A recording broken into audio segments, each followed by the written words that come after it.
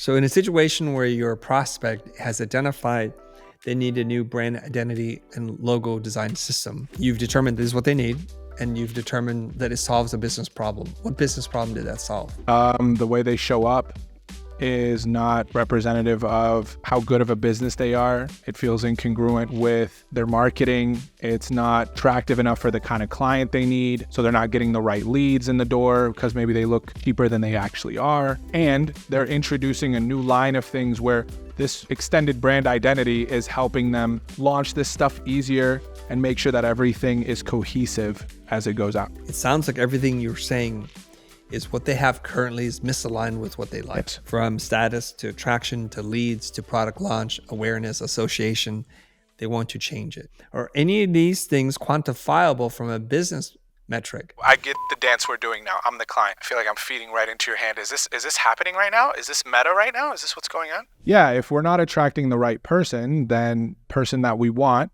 which on average pays us this much, is not coming through the door. So we're not hitting the revenue markers that we want to hit. Do you think your money is better spent investing in copywriting and marketing funnels and marketing programs than it is in brand identity design? If your whole point is to attract more customers, do you think by changing the identity that that's going to do anything? I think the copywriting and the marketing and how it's presented needs to be aligned with the brand identity. That's important to me. Or else we're just going to look like the quick marketers, a ClickFunnels landing page with a lot of text, and it doesn't really speak to our culture, who we are, and who we serve.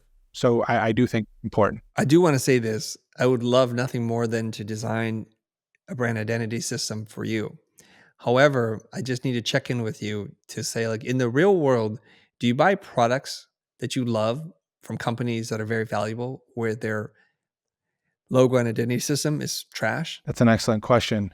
I would say, yeah, sometimes. Can you name more companies where that's true versus false? Or can you name more that it's where that's false versus true? Where they're a valuable company and their identity design is terrible. More cases where it's true or more cases where that's false? Probably more cases where it's false. As I think of my own shopping behavior and the longevity of who I buy from, I'm an iPhone user. The experience from top to bottom, from when I get on the website or when I go to their desk in the shop to the packaging, I think it is important. How many companies that can you name that are on the Apple level experience that you're talking about? Should you go down the list with me?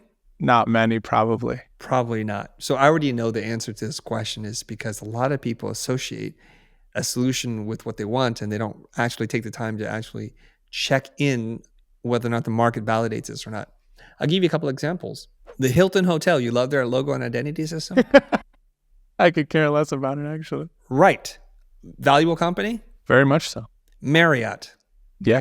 Norwegian Cruises. We can just go down the line. And in fact, there are many companies which their logo identity is terrible, but it doesn't seem to matter. So I would hate for you to spend money building something in hopes of achieving a certain result when that's not likely going to happen. I care a lot about identity, design, packaging, customer experience. But then we have to say that that's what matters to us and not because we're trying to attract new customers, because there's probably safer bets that'll get you a more likely outcome than it is to spend more money in doing brand identity design. But there are two other things that you mentioned, which is status. There's a feeling here, and you don't want to feel like a subpar brand. You want to feel like a premium brand. And the next is you're making new products and you need to launch things, and maybe the old identity design is attached to certain feelings and associations that are no longer relevant to this company. You've outgrown the old container, and to get a fresh start, you need to change identity. If that's the case, then a logo might serve that purpose really well. It's giving yourself a makeover so you can start fresh. Oftentimes, when a company is inherited by the children of the founder, they want to put their stamp, they want to change things, they're going new, bold direction, they want to make it more modern and innovative, they want to switch verticals. That's a good time to change the name and the logo. Is that the case here? The more you explain it, that is definitely the feeling that I have and the desire that I want and where we're at as a business. So one is a feeling base, and it's hard to quantify that, but let's just put that aside for a second. And the other one is because we need to reposition. That's a marketing function, and for sure, you need a new identity to reflect that. Nothing gets the press talking more than when you start to make some changes like the identity. All of a sudden people notice right away because you've given it a facelift. That's why people remodel restaurants and create new identity systems. Is this an important thing for you? Do you feel like without this, it's going to hold your company back? I think it's necessary right now. And I wouldn't want to put so much work around the launching of a product, the bringing people in if the experience does not feel right for the client, and it doesn't represent us. And the more you ask these questions, it definitely is just a feeling like I want to be proud with how we're showing up in the marketplace. And I want to use your language to make the experience premium. And I think the identity and the logo is a big part of that. I need you to know that premium logos and experiences don't come cheap. That's why they're premium. Tell me more. Are you aware of that? I am. Well, not just the design, the research, the craftsmanship, but also in the production of things. The reason why Apple products feel that the way they feel is because every component, from the plastic wrapper to the packaging and the friction in the box, the paper, the photography, it's all money. And these are all little tiny signals that are sent from product to customer that they might not be able to articulate, but they feel. So oftentimes prospects will come to us and say, we want to create a premium experience, but they're not really willing to back it up. And so there's a misalignment there again. You've seen this too. Overseas companies who do knockoff products or Me Too products will cut corners, and you can feel the difference. You can see the difference and you can taste the difference if it's a food product. So you have to be 100% committed to this. Otherwise, it's going to be lipstick on a pig, as they say. Are you committed to it? I'm committed to it. I would like to know more of what that commitment looks like, because from what I'm hearing from you, this is not just a one and done play. This is something that will probably linger throughout many different arenas of our entire business. You mentioned photography, you mentioned product, you mentioned packaging. So I would like to know what that commitment looks like. And then it sounds like we need to have a deeper conversation on, if this is the commitment, what is the investment relative to that commitment? But I am right now committed to this. Well, you've mentioned the word experience several times. And then we have to sit down and map out with you what all is included in the experience of something. And I don't know enough about your company to make any presumption, but let's just leave it where we started, which is you want someone to help you fashion a brand identity system that is reflective of the values that you want. And you're willing to make, at least conceptually, a financial commitment, a product design commitment, an experience design commitment to see this all the way through, because we're only as strong as our weakest chain. That's where we'll break.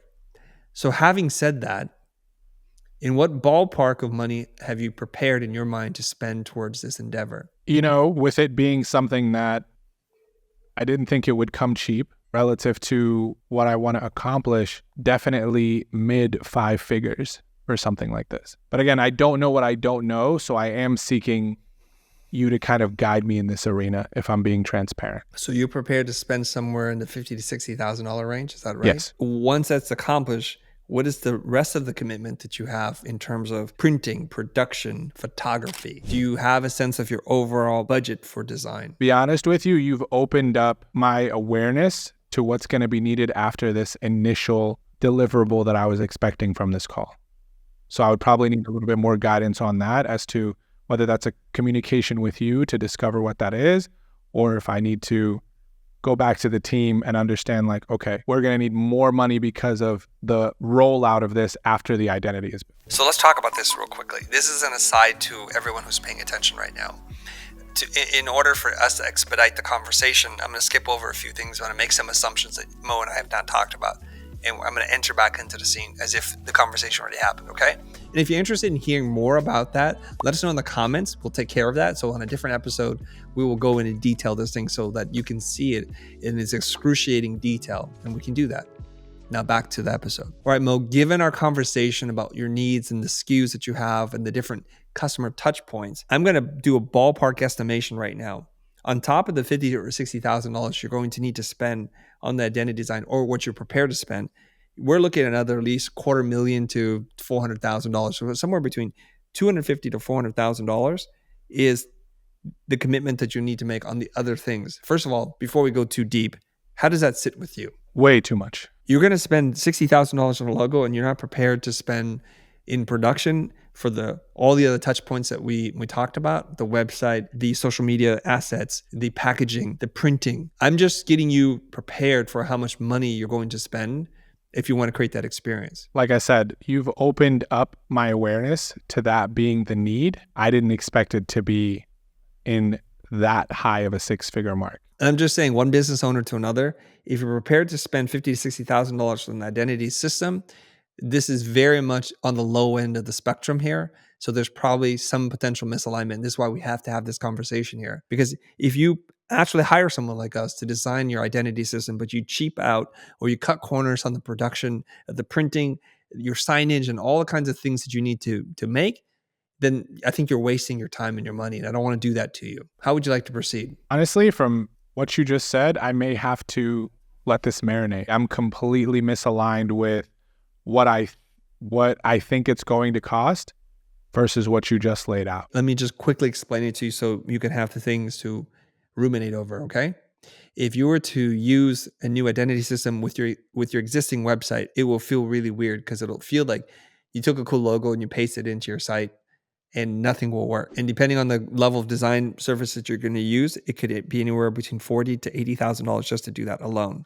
So when I mentioned to you $250,000 to $400,000, you can start to see, given all the different touch points that we talked about, I see at least 10 in front of me, which the average spend, if you were to spend on the high end, would be $40,000 per touch point, which is relatively low compared to the identity system that you're inquiring about right now. And it would be very hard to produce anthemic videos, media assets to be used for the next year for anything less than that. So there's a disproportionate amount of money that you're spending on the logo, which you're not willing to commit through on the other end. Talk about the printing budget and everything else that we're talking about. There's no way you can do this, in my experience. Does that help you get perspective on that? That the cost per unit is relatively low compared to what you're prepared to pay for the logo and identity system? Yeah, it does.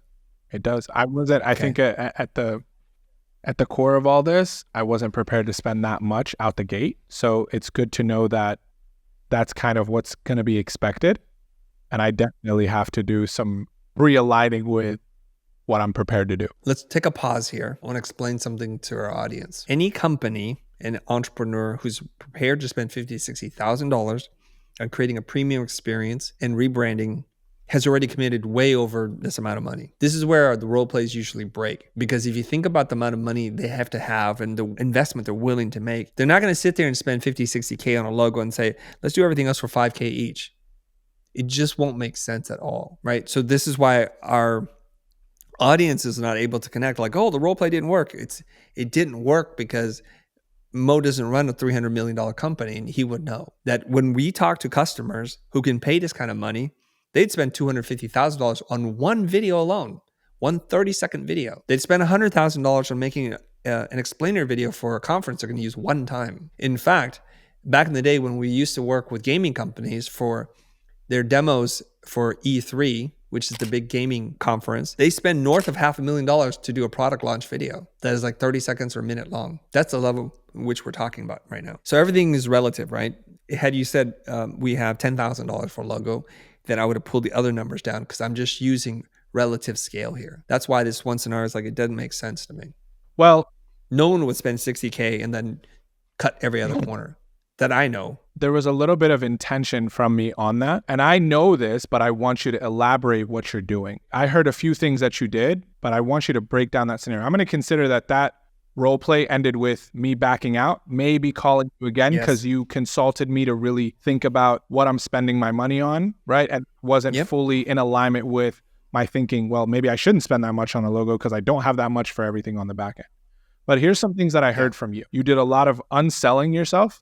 So making me want to say no to you and not choose you, clarifying my need, challenging my thinking, and then logic testing.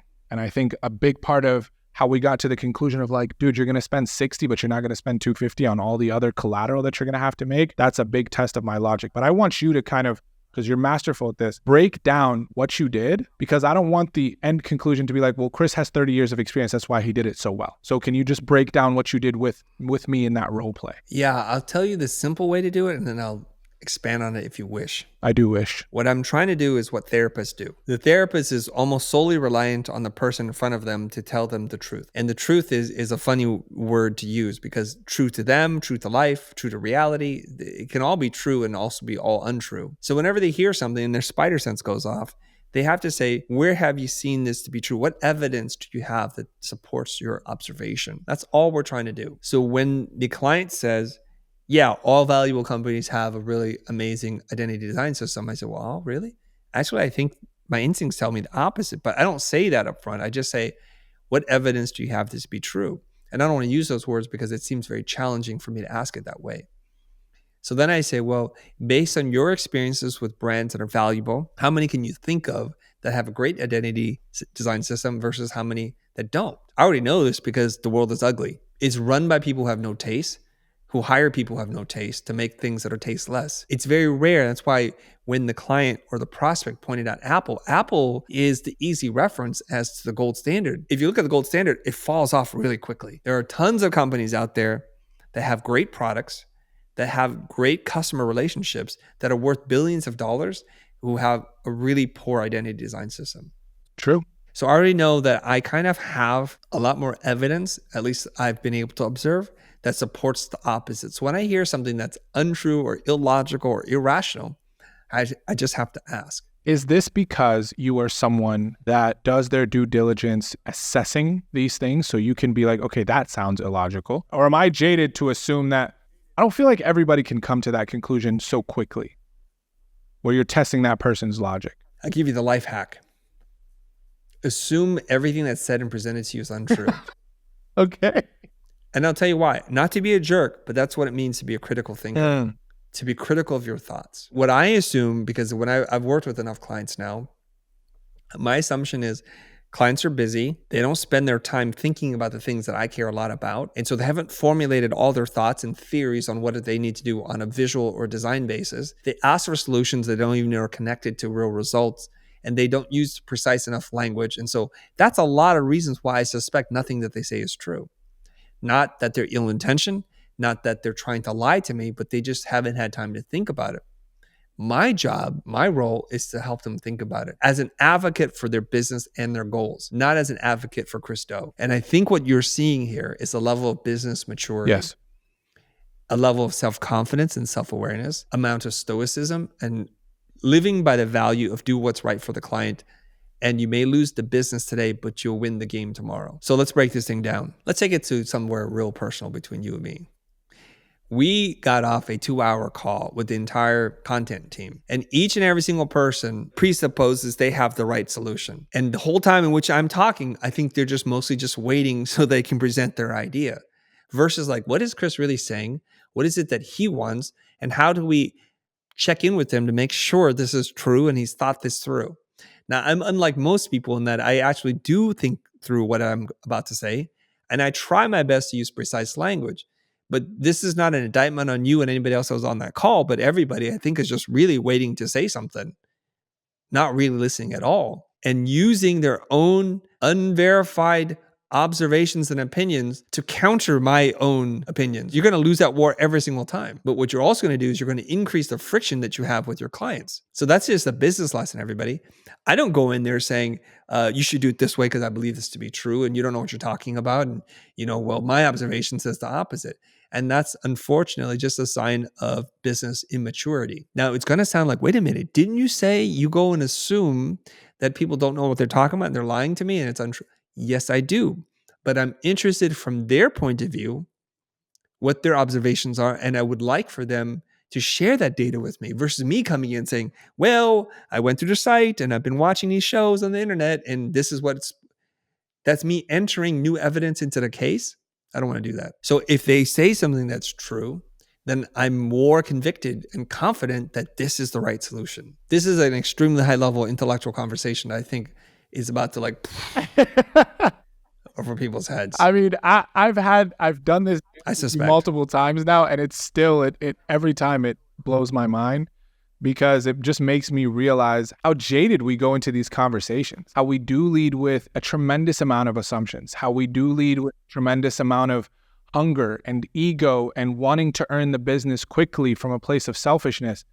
And the whole time, and I think this is why people love role play, is between you and I, not to digress. And we always see the comments like, Mo, if I was in your seat, it would be so much easier. I would haggle him and all this kind of shit. And I'm sitting here like, he never once made me feel like I need to haggle him. If anything, he made me genuinely reflect internally and be like, damn, I may not be thinking about this the right way. My logic may not be clear. So for me to quote unquote submit, as some of the trolls say, it's like, no, you were too easy on him. It's like, no, it's just so calm and so mirror-esque that it's like, oh, that sounds very reasonable. Well, I think you've already highlighted most of the problems.